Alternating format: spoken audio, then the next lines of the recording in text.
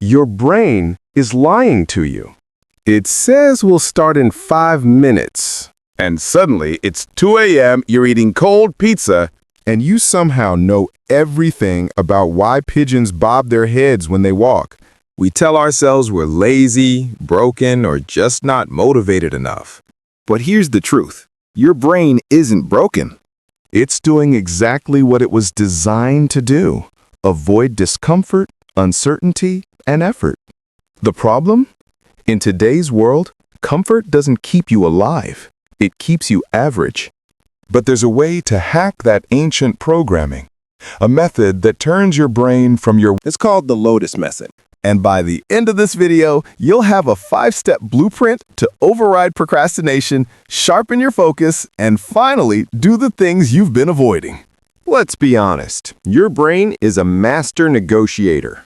You tell it, I'm going to work out. It says, totally. Right after we clean the kitchen, You say, I need to study. It replies, sure, but first, one episode on Netflix, for inspiration. you say, let's start that big project.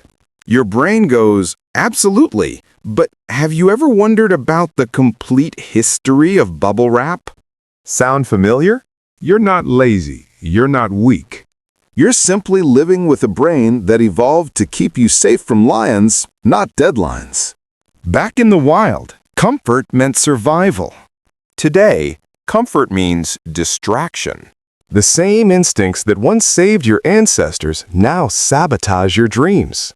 So, how do you fight back? Not by force, not by guilt. But by using the very design of your brain against itself. Step 1. Catch the scam. In Buddhism, there's a phrase, monkey mind. It's the restless part of your brain that jumps from thought to thought. Avoiding anything uncomfortable like it's allergic to effort. Notice when your brain tries to trick you.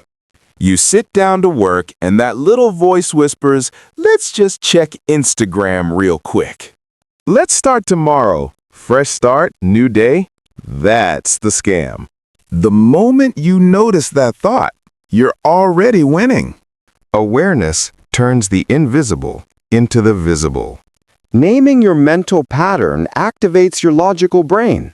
It weakens the grip of your emotional reactive side. Without awareness, you're playing chess blindfolded against a grandmaster who cheats.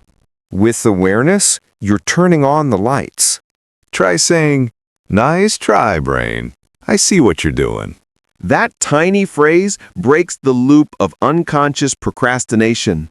Step 2. Flow, don't fight. Most people try to battle resistance head-on, pushing through it like they're shoving a car uphill with square wheels. That works for 2 minutes. Then you burn out. Eastern philosophy, especially Lao Tzu, teaches a counterintuitive truth. Stop fighting the river. Learn to swim with it. Stop fighting the river. Learn to swim with it. Instead of saying, I must finish this massive project today, say, I'll just start for 10 minutes. That's it. Your brain's amygdala sees big, uncertain tasks as threats. But small, easy tasks, they fly under its radar.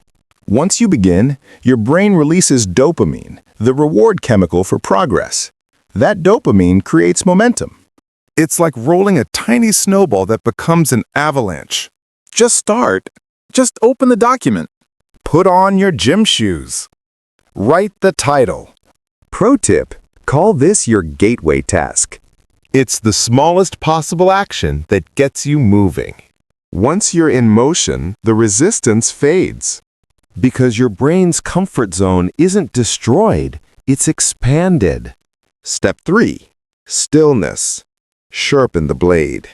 Imagine trying to cut wood with a chainsaw that's shaking violently.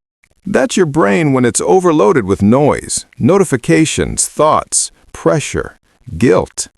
Ancient monks practiced zazen, sitting meditation, to let the mud in the mind settle. You can do the same. 5 to 10 minutes of stillness a day. That's all it takes. Why it works.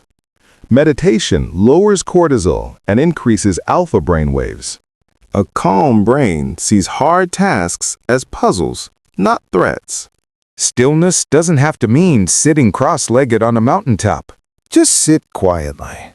Breathe. No phone, no music, no podcast. At first, your brain will scream, "This is boring." That's fine. That's the mud. But wait, and it'll clear. Because when the mind settles, focus sharpens.